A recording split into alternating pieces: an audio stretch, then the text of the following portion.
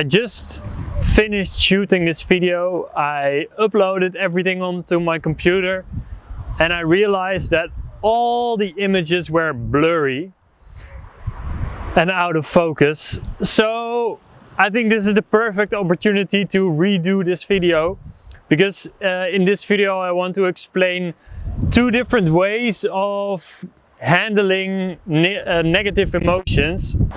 So currently I'm in Greece, and a few days ago I visited the Stoa where Zeno started his Stoicism.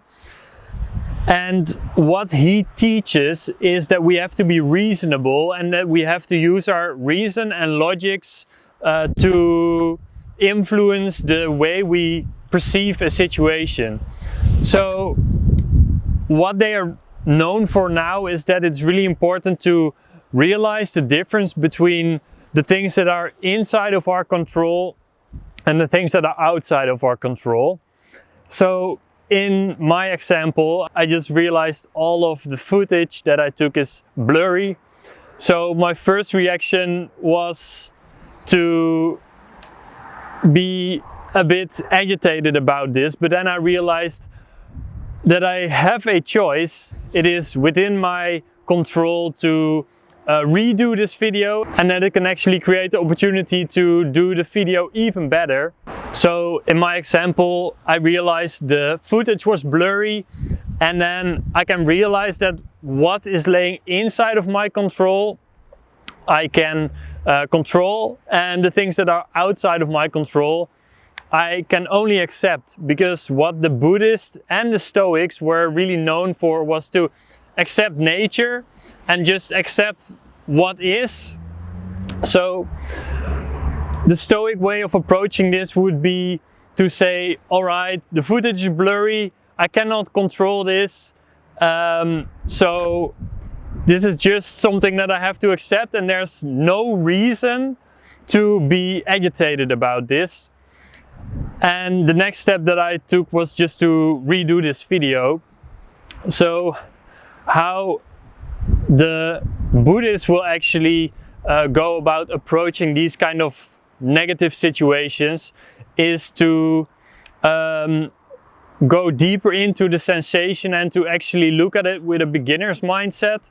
So the example for this could be to feel this agitation inside of my body and to observe it and to try to notice what it feels like, how big it is, if it's heavy, if it's light, if it's becoming bigger or smaller, where the center is, how broad it is, and to get disattached from it. So to realize that it is actually not a part of me, just like the Stoics. They also were realizing that a lot of the things that are happening to them they can actually not control, and that by non-attachment you realize that it is actually not a part of your identity, because this is also a mistake that a lot of people make when bad things happen to them, that they make it a part of their identity, which in turn makes it even more difficult to get rid of these emotions, for example.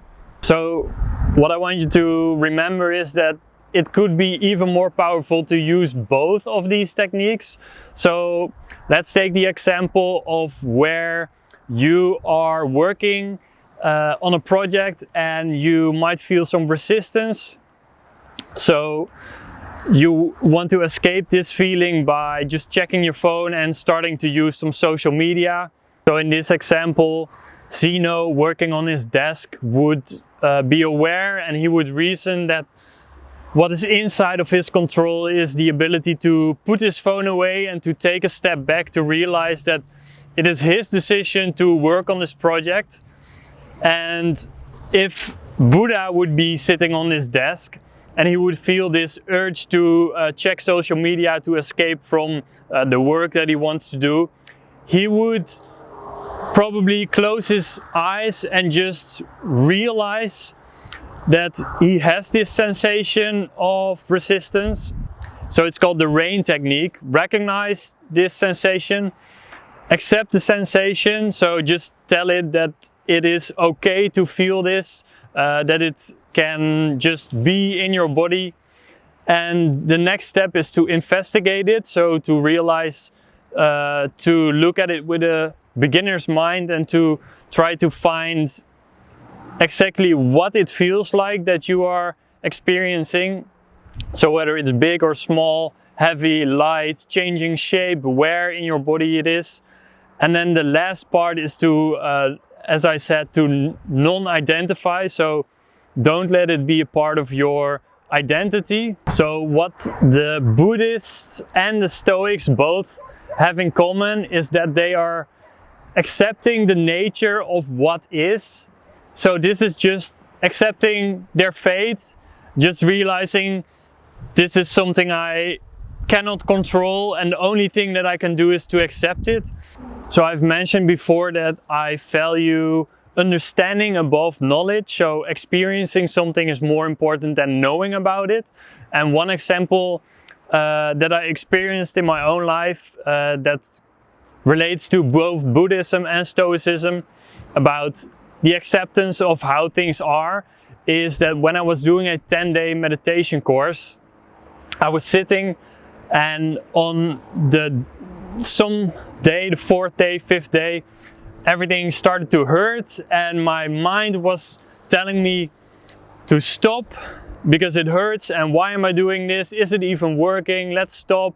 You're silly. It doesn't work. And this is when I started to observe the natural way of how the things are.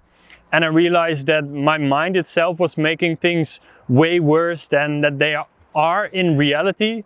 So this all comes down to just accepting the reality of the things, just as the Stoics and the Buddhists both do. And this was a really powerful experience. And like I said, it's about experiencing it and not about knowing it, because I can just logically tell you about it, but it's a completely different thing to actually experience it. Another commonality between Buddhism and Stoicism is that they both realize that you can actually live quite a simple life and be happy. So the material stuff, everything is constantly changing. I think Marcus Aurelius also says that it wouldn't really make a difference whether you die when you're old or when you're young, because in both cases all that is taken away from you is just this moment that you're living right now. And it's very similar to Buddhist teachings, where they also say that it's all about the experiences that you are having right now and not the ones that you imagine you might have in the future, or the ones that you thought you remembered about the past, because they are all illusions. What I personally think is the most powerful thing to do in this case is to both use your rationality as well as the observation of your emotions and sensations, and to not be attached to them. So both use the Stoic way and the Buddhist way to go about the things that you're experiencing. So I hope that you can apply these techniques. If it's helpful, please leave a like.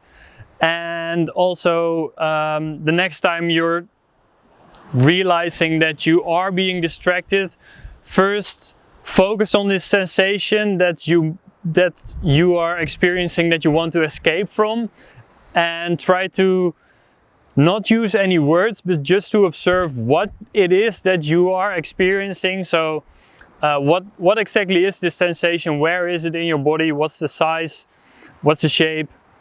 And then do the Stoic technique of realizing that it is within your control to put your phone away, turn it off somewhere, and that it is a conscious decision that you make to work on a certain project, for example. I think it's really important to combine both your rational and your emotions.